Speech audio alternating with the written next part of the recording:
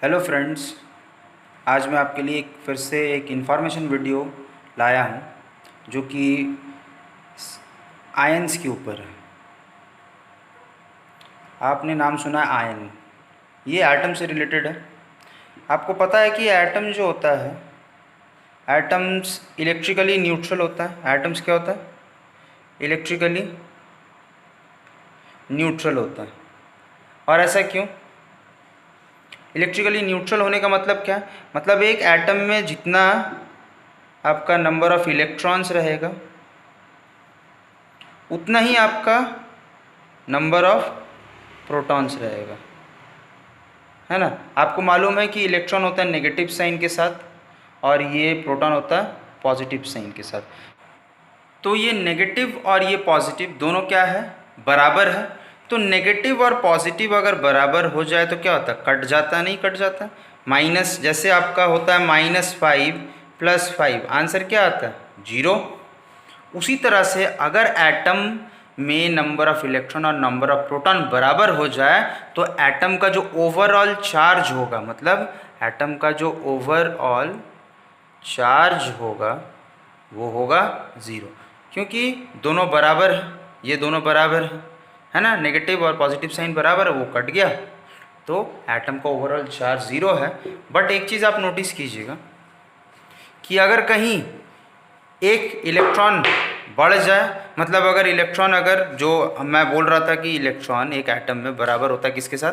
Proton के साथ। इसी कारण से क्या होता है? ओवरऑल चार्ज क्या होता है? ओवरऑल चार्ज जो होता है वो 0 होता है, ठीक है। लेकिन अगर इलेक्ट्रॉन एक गेन हो जाए, ठीक है, इलेक्ट्रॉन अगर गेन हो जाता है तो बैलेंस नहीं बिगड़ जाएगा।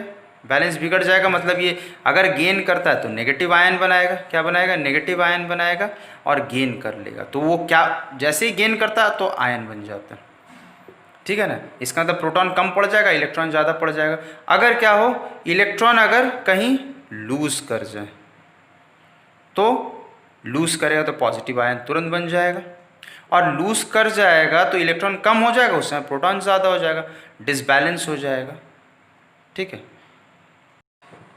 लेकिन जब आपका एटम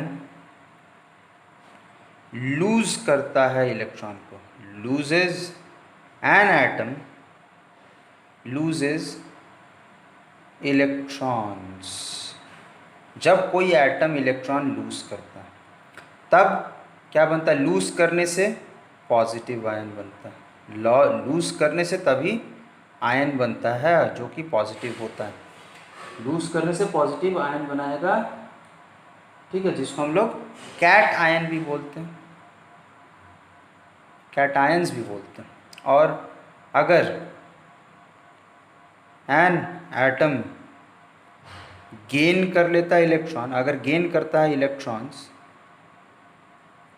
अगर गेन करता है तो वो आपका नेगेटिव आयन बनाएगा, नेगेटिव आयन बनाएगा, जिसको हम लोग बोलते हैं एन आयन। क्या क्लियर है ये बात? आगे समझिएगा कि मैंने बताया कि अगर लॉस और गेन हो, लॉस और गेन हो, क्या, किस चीज़ का? लॉस और गेन ऑफ इलेक्ट्रॉन्स हो, तभी क्या बनेगा? आयंस फॉर्म्ड होगा, नहीं तो नहीं होगा। तो इस बेसिस के ऊपर, मैं आयंस के बेसिस के ऊपर एक चीज़ के ऊपर आता हूँ आपके लिए। वो क्या है कि मेटल्स, आपने मेटल के बारे में जानते हैं आप मेटल के बारे में। तो मेटल क्या करता है? हमेशा लूज करता है इलेक्ट्रॉन को, लॉस इलेक्ट्रॉन्स। मेटल हमेशा टेंड्स टू लूज इलेक्ट्रॉन। सो ये हमेशा जो है ये आपका क्या बनाएगा? पॉजिटिव आयन बनाएगा, पॉजिटिव आयन बनाएगा। और नॉन मेटल जो होता है वो ग्रीडी होता है। आप याद रखिएगा, नॉन मेटल जो होता है वो हमेशा ग्रीडी होता है, मतलब लालची होता है। वो क्या करता है? गेन करता है इलेक्ट्रॉन, वो लूज नहीं करता, वो गेन करता है इलेक्ट्रॉन्स। तो इसीलिए वो जब भी बनाएगा वो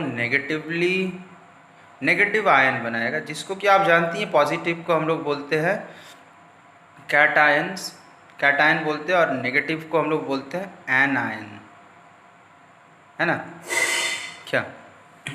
तो गाइस कुछ आगे और इसके बारे में, इस आयंस के बारे में डिटेल में समझते। देखिए एलिमेंट का नाम लिख के रखा है मैंने, एटॉमिक नंबर लिखा है मैंने, इलेक्ट्रॉनिक कॉन्फ़िगरेशन लिखा, लास्ट ऑर्बिट में कितना इलेक्ट्रॉन घूम रहा है वो लिखा मैंने, और इलेक्ट्रॉन डॉट स्ट्रक्चर बोल के होता है, ये 9, 10 क्लास 8 में बताया जाता है। और कौन सा आयन बना रहा है वो मैंने आपको यहाँ पे दिखाया।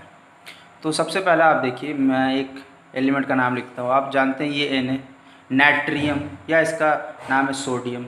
इसका एटॉमिक नंबर होता है 11।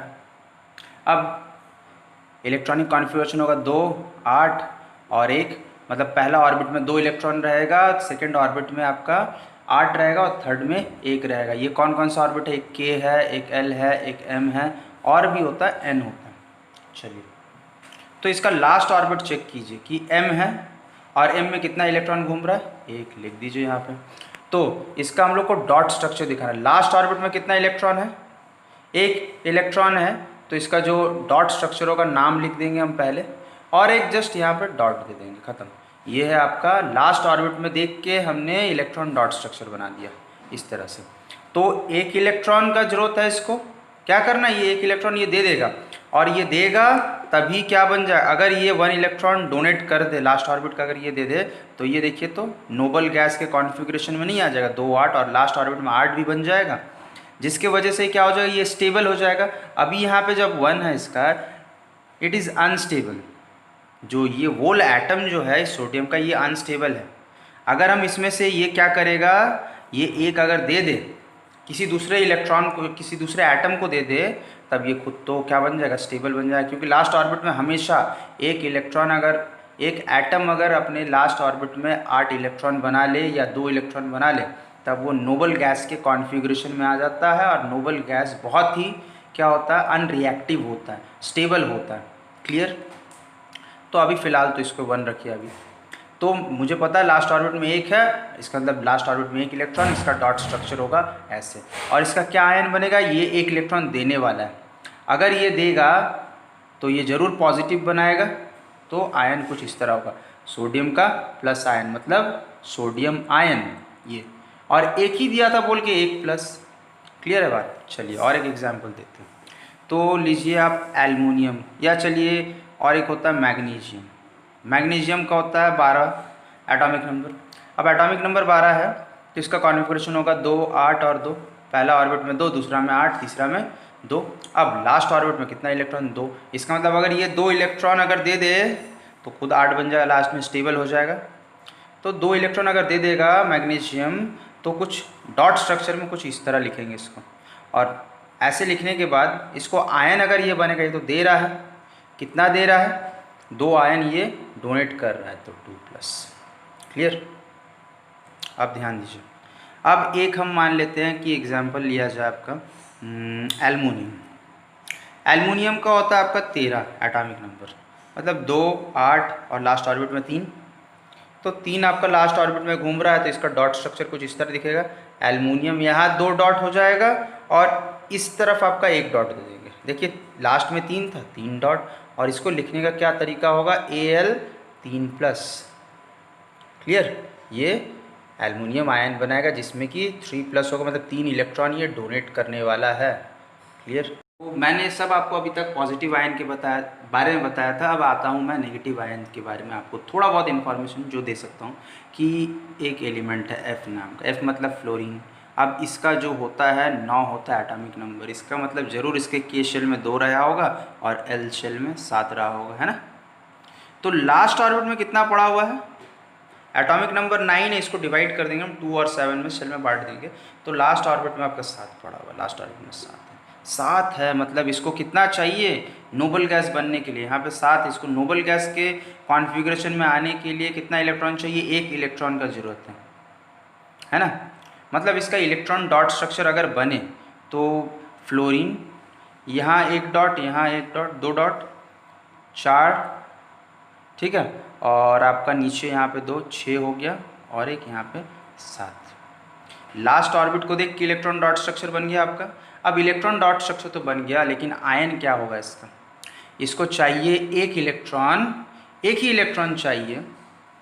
तो ये कुछ 1 इलेक्ट्रॉन अगर ले लेगा तो F माइनस नहीं हो जाएगा, तो इसको हम लोग बोलते हैं फ्लोराइड आयन। क्या बोलते हैं? एक लेगा तो एक ही माइनस, फ्लोराइड आयन बोलते हैं। ठीक है, फ्लोराइड आयन। या इसको जो हम लोग दिखाने का स्टाइल होता है, कुछ नेगेटिव आयन को कुछ इस तरह का होता है। ब्रैकेट के अंदर F लिख लीजिए, यहाँ 2, यहाँ 2, यहाँ 2, 6 हो गया। एक आपका यहाँ 7 था, लेकिन चाहिए इसको एक अगर दे दे हम कहीं से, इसको 1 ला के अगर कहीं से हम इसको दे दे तो ये फुलफिल हो जाएगा। देखिए 8 हो गया इलेक्ट्रॉन्स, तो ये 1 लिया तो 1 माइनस। ठीक है, लिया तो नेगेटिव आयन बनाएगा। उसी तरीके से आप थोड़ा ध्यान दीजिएगा। अब मैं एक लिखने वाला हूँ आपका सल्फ़र ले सकते हैं हम। सल्फ़र, S का मतलब होता है सल्फ़र। अब सल्फ़र का होता है 16 एटॉमिक नंबर, मतलब 2, 8 और इधर 6। लास्ट ऑर्बिट में 6 इलेक्ट्रॉन लास्ट ऑर्बिट में। अब इसका इलेक्ट्रॉन डॉट स्ट्रक्चर कुछ इस तरह का बनेगा। सल्फ़र है, 6 इलेक्ट्रॉन है, मतलब आपका यहाँ पे 2, यहाँ पे 2 और यहाँ पे 2, 6 हो गया। नीचे नहीं दे रहे, ऐसे दे सकते हैं आप 6 इलेक्ट्रॉन। इसको कितना इलेक्ट्रॉन चाहिए स्टेबल बनने के लिए? 2 नहीं चाहिए क्या? अगर 2 अगर यहाँ मिल जाए, इसको अगर क्या मिल जाए, 2 इलेक्ट्रॉन मिल जाए, तो ये क्या हो जाएगा? पूरा पूरी 8 हो जाएगा, जो कि नोबल गैस के कॉन्फ़िगरेशन में आ जाएगा, है ना। अभी इसके पास 6 है, तो चलिए इसको दिलवा देते हैं। तो यहाँ 2 था, यहाँ 2 था, यहाँ 2 था। अगर हम यहाँ 2 दिलवा दें तो इसको 2 लेना पड़ा, मतलब इट गेन्स इलेक्ट्रॉन। और कितना इलेक्ट्रॉन? 2 इलेक्ट्रॉन मिला, मतलब 2 माइनस। तो ये है आपका सल्फाइड आयन। क्लियर? अब इस तरह का और ढेर सारे एग्जाम्पल्स हैं। चलिए मान लेते हैं कि लास्ट जो है वो आपका सोडियम नाइट्रोजन है। इसका इतना 2 और 5 लास्ट ऑर्बिट में कितना है? 5 इलेक्ट्रॉन है, लास्ट ऑर्बिट में 5 इलेक्ट्रॉन लिख दिया। इसको फुलफिल करने के लिए इसको चाहिए कि अपना लास्ट ऑर्बिट को प्लस करने के लिए इसको लेना पड़ेगा 3 इलेक्ट्रॉन, तब जाकर 8 बन जाएगा, जो कि स्टेबल हो जाएगा। लेकिन अभी तक ये लिया नहीं है। तो अगर ये ले अगर लेगा तो कुछ आयन बनाएगा, जो कि नेगेटिव आयन बने। कितना चाहिए इसको? 3 चाहिए। तो चलिए हम नाइट्रोजन को 3 आयन अगर दे दे तो कुछ इस तरह का बनता है ना।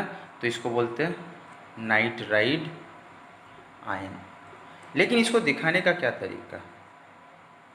हमको तो पता चल गया कि 3 माइनस हो गई, तब जाके इसका ऑर्बिट जो है फुलफिल हो जाएगा 6-8 इलेक्ट्रॉन लेके। लेकिन इसको डॉट स्ट्रक्चर में कैसे दिखाएं कि n है मेरा, और कितना डॉट है आप ज़रा देखिए, 2, 4 और 5।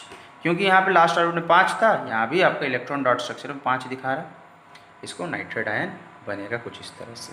आई होप आप लोग को थोड़ा बहुत समझ में आया। अच्छा लगे तो लाइक कीजिए, शेयर कीजिए जितना हो सके, और कमेंट ज़रूर कीजिए।